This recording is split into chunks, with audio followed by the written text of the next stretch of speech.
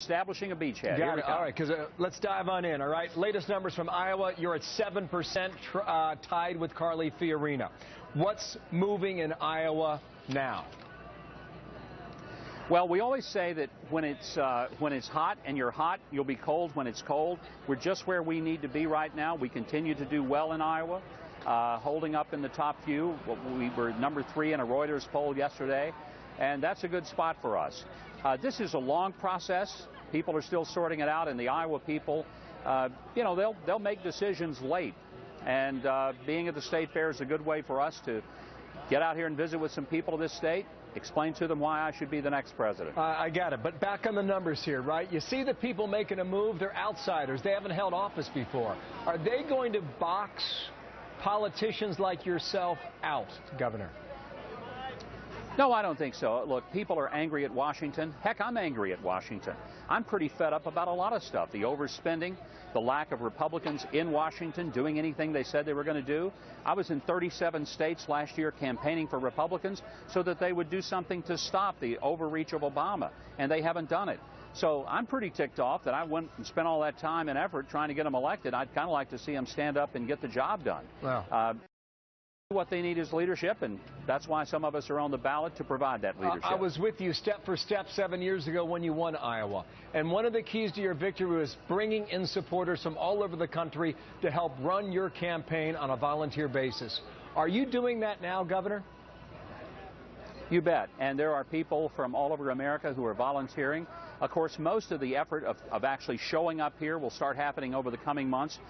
Once we get past Labor Day, as we get closer to the caucuses in February.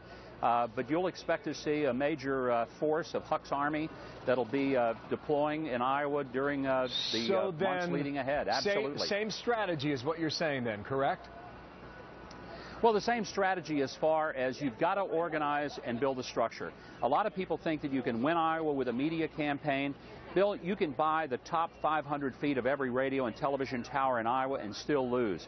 If you don't go out and work with people one-on-one and get them to the caucuses and organize in all 99 counties, you're simply not going to win here. So we understand what it takes to win. 8 years ago, I got the most votes of any person who has ever run in the Iowa caucuses in its history. And we know what it takes to win, and that's our goal, is to win here in February. Eventually, you have to put your sights on the leader, and right now that's Donald Trump. Rand Paul has done that already in New Hampshire. George Will wrote a scathing article in the Washington Post about Donald Trump being a, quote, counterfeit Republican. When do you put your sights on him? I don't. I put my sights on the prize, not the rivals who want the same position. I look at this like I was trying out for quarterback of the football team.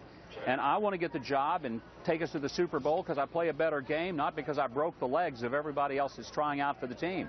And I think that Republicans have made big mistakes in the past by eating each other alive in the primary, and then we have a totally ravaged candidate who goes up against the Democrat. My philosophy is stick to my game plan, swim in my own lane, explain to people why I should be president, not why somebody else shouldn't, and let the voters sort it out. And I still think that's the best strategy. With that answer, then, you're leaving Donald Trump alone, right? Why should I attack him? You know, Donald Trump may be the guy that I'm going to look to for support when I get the nomination. And there's no way that it makes any sense for me to go out and attack somebody else on the ballot, because we need to see ourselves as members of the same team trying out for the same position. And I don't see any value in trying to tell people what's wrong with Donald Trump. He's getting all the attention he needs without my help. I just got to let people know what Mike Huckabee stands for and why my experience and background is the right resume and fit to be President of the United States. Final topic, Hillary Clinton. Does she escape this server email mess or not? Bill, I don't see how she does. I mean, this has gone from a political issue to a legal one, and once you cross that Rubicon, it's hard to go back. If David Petraeus was convicted of giving access just to some classified files, and she has had top secret files that have been accessed through a private server, this is a serious legal issue, and she can scream all she wants about how it's just a matter of the right wing attacking her. No, this is about her violation of the law. And if she did what's alleged to have been done, first of all, unlike most people, she got to turn hers over. Most people would have had a raid at midnight on their house to get those servers. I think she's got a real problem here, and I think this is far from over You said for it's her. a legal issue now. You've said that twice now. Did she break the law, Governor, yes or no? Well, the jury will decide that. Prosecutors first have to determine if she at least had enough reason to believe that she did. I'll not pass judgment, but from all indications, I would say that if I were the prosecuting, I'd have a hard time not at least pressing charges and taking it to a jury. Governor, thank you for your time. Mike Huckabee at the State Fair in Iowa, you bet. Appreciate you taking some time for us today. We will speak.